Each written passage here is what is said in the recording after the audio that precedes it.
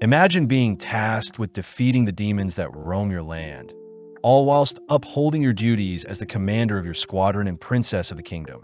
But having been captured, you brace yourself to be tortured, but it seems the demons have quite a few peculiar tactics to squeeze intel out of you. Our anime opens in the desert, where our MC Princess Hime, the leader of the Knight's 3rd Army Squadron, is seen taking a break from their travel. One of her knights reports that it'll take another day for travel until they reach the monster they need to hunt, but out of nowhere the creature they've been searching for appears before them.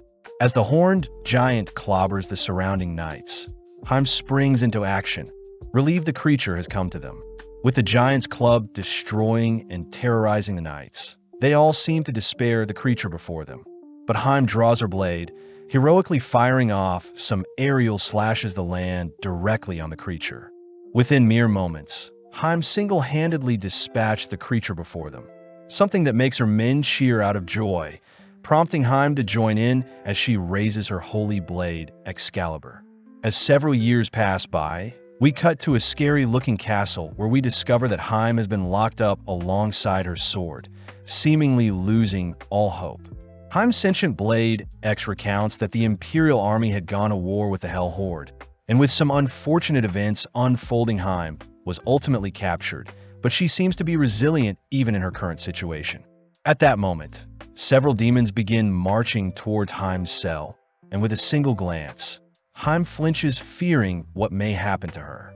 Entering the cell, Tortura, the Hell Horde's Grand Inquisitor, once again asks Hime to spill any secrets the Royal Empire may be keeping.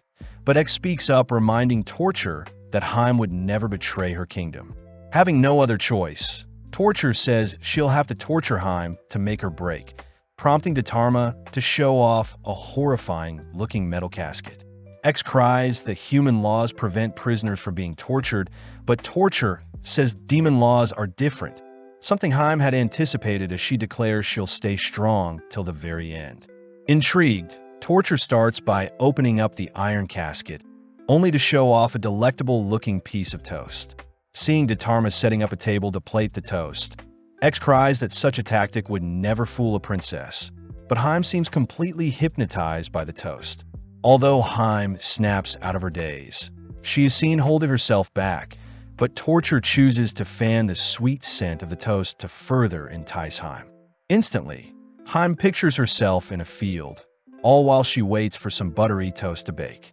Luckily, X once again snaps Hime out of her daze, but when Torture splits the toast in half, the sheer crispy texture of the bread ensnares Hime. Hime begins picturing a world where she has unlimited bread to devour, even temporarily ascending her human form, but is brought to reality as she cries that a commander like herself will never succumb to such bold torture.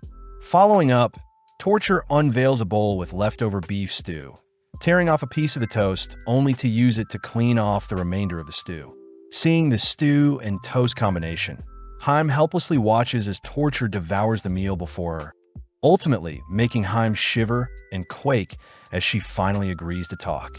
Hime is seen giving out information on the Imperial Army's weak point, only to desperately ask for some toast, but Torture glares at her, reminding Hime that she should know her place. Surprisingly, Torture unveils a whole set of baked goods, throwing a mini toast party for Hime, all whilst X gets confused at what they're witnessing. Later that night, we see Torture reporting her findings to a mysterious figure, agreeing to keep Hime captured and squeeze more information out of her. Torture apologizes to Hime as she'll need to be tortured every day moving forward, only to cut to the next day where Torture prepares her torture, but X declares that Hime won't be so easy to break this time as she isn't hungry unlike yesterday. Upon unveiling a takoyaki stand, Hime is seen admiring the variation of toppings presented, but X reminds Hime to keep her cool. Hime admits that such lowly foods shouldn't tempt her, but Hime remembers the times when her kingdom would hold festivals and she would have to watch her citizens dine on takoyaki while she watched from afar, something that makes Hime cry. Feeling sympathetic, Torture offers Hime a takoyaki ball to taste, something Hime immediately scoffs down only to shriek as it burns her mouth. Hime is dazzled by the gooey exterior and plump interior of the ball, a moment Heim wants to experience again as she ultimately confesses to whatever torture asks of her. Having told the demons where the Imperial Army hid their ultimate weapon, Heim shows off her own takoyaki creation, something that doesn't amuse X. That night, Torture is seen making her report to Kanaj, an attendant of the Hell Lord, surprised to hear that the Hell Lord Mao refuses to toy with the ultimate weapon the Imperial Army hid away. Seeing as the information she obtained is useless, we cut to midnight the next day, where Heim accuses Torture of trying to deprive her of sleep, but Heim declares she has stayed up many nights fighting until dawn. Switching things up, Torture once again unveils a shiny new food item that blinds Heim, an item Heim recognizes as ramen. Cursing at her own stomach for craving such a glistening meal, X tries warning Heim against such a thing, but Heim is fixated at the creamy broth, apologizing to X as she can't help it. To make things worse, Torture begins to sip on the thick broth, something that makes Heim beg for her own portion, and when Torture begins slurping down the noodles, Heim begins to scream and writhe in pain. On the brink of death, Heim says she can still hold out, but upon seeing Torture preparing some rice, chili paste, garlic, and nori wrap to complement the ramen, Heim begins to stutter over her own words, finally giving in. Given her own bowl of ramen, Heim nonchalantly savors the late-night snack, cutting over to Torture, who reports her findings. Out of nowhere, two other demons offer to torture Heim tomorrow, all whilst Heim sleeps, soundly dreaming of all the foods she has eaten whilst locked up. The next day, we see Torture introduce Lutorment Yuki and Inky. People Torture warns Heim not to underestimate. Getting to work, Yuki and Inky get tucked into some super jump brawlers, a video game that intrigues Heim, but X cries that such a tactic is useless against the princess. Heim sadly begins to crack, remembering that she had a strict childhood filled with training and the only friend she had was X. Inky asks if Heim would like to play with them, but Heim hesitates since she doesn't know how to play. But when Torture offers to join as well, Heim gladly sits down to play as 4 players. Entranced by the fun, we see our girls immersed in the game, where Yuki's character faces off against Heim, whilst Inky takes on Torture. Seeing as Heim had dominated Yuki, Torture and Inky team up against Heim. But even with her back against the wall, Heim decimates the others, sweeping up the lobby. As the demon girls shower Heim with praise, Heim ultimately reveals that security in the Western Gate is weak on Wednesday, but before Yuki and Inky leave, they reassure Heim they'll be back to play more. With Heim excited to make new friends, we cut over to Mao, who learns of the Imperial Army's weakness on Wednesday, believing it to be due to cram school, but following Torture, we see her enjoying a bubble bath whilst planning her next torture. Torture wonders where her fellow demon that was sent west is, cutting over to the next day, where Beastmaster Kral has appeared to enact her torture. X states that Heim once slaughtered a horde of frenzied beasts, but Kral uses a surprise attack, calling for an adorable polar cub to appear.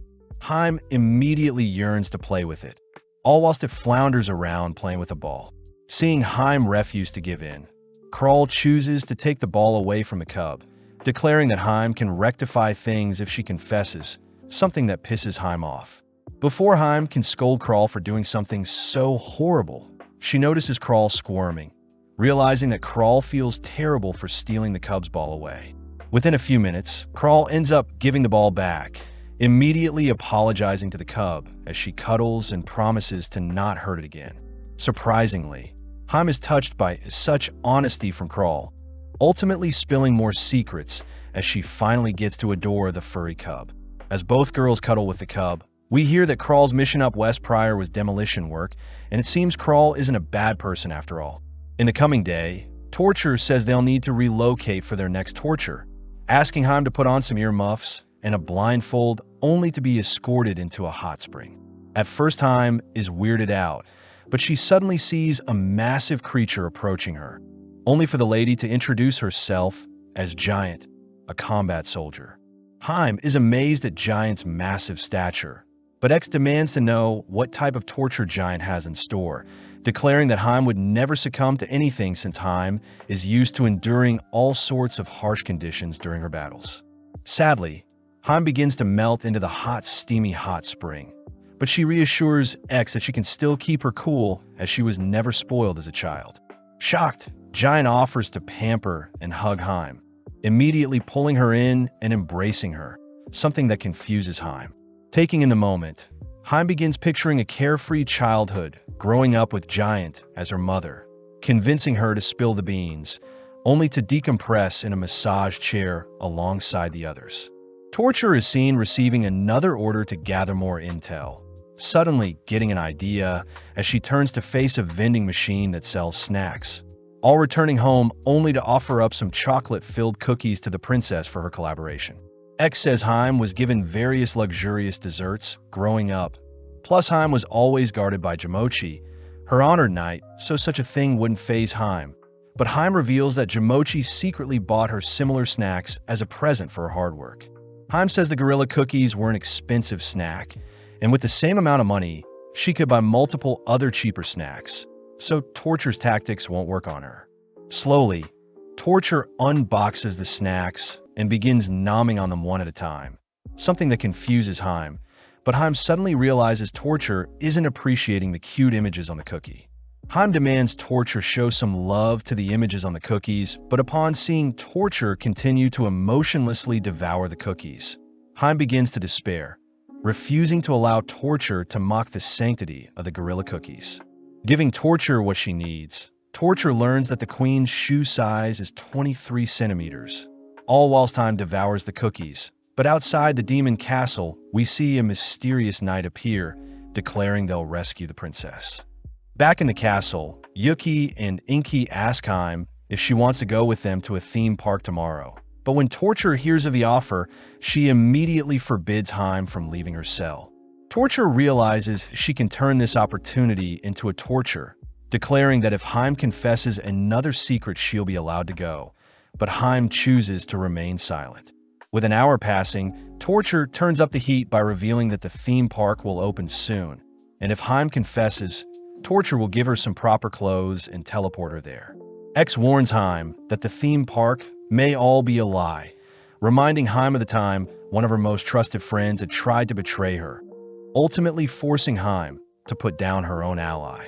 Torture is impressed Hime didn't crack this time, but when Hime receives photos of Yuki and Inky waiting outside of the theme park for her, Hime pulls a 180 and begs to go.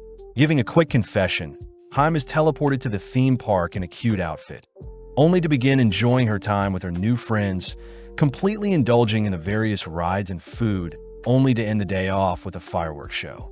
That night, Torture reports that the king prefers the sea over land, only for Torture to hear that Mao's own daughter will be joining in on the torture session tomorrow. Outside the castle, we see the mysterious knight begin to chant something.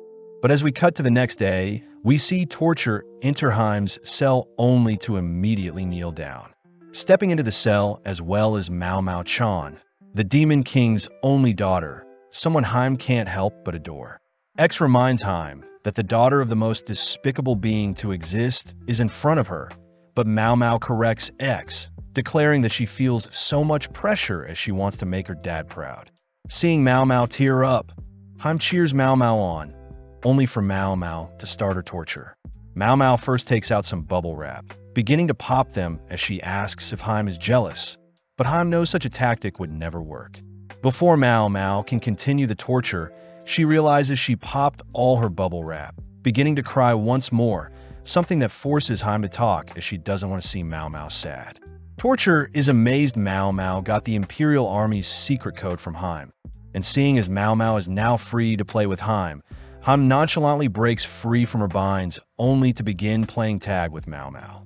Following Mao, he can't help but feel proud of Mao for completing her first torture, choosing to frame the secret code instead of relaying it to his minions. Back with the mysterious knight, we see that their spell is forming a veil over the demon castle. But before we see the result, we cut back to Torture, who has prepared some soup dumplings for Hime. X knows that Chinese food is Hime's weakness, but surprisingly Hime could care less, reminiscing on the times when Jamochi would treat Hime to some Chinese food after her lessons. Hime said she always hated the soup dumplings as it burns her mouth, but Torture scolds Hime for not eating the soup dumplings correctly. Torture reveals that Hime must puncture the dumpling's skin and slurp up the piping hot broth first, surprising Hime.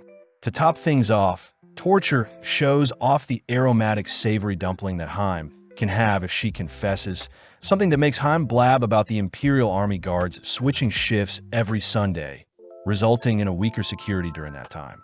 As Hime scoops up a mouth full of dumplings, Kanaj is seen telling Mao about the kingdom's weakness on Sunday, but Mao says he can't capitalize since he's busy on Sundays.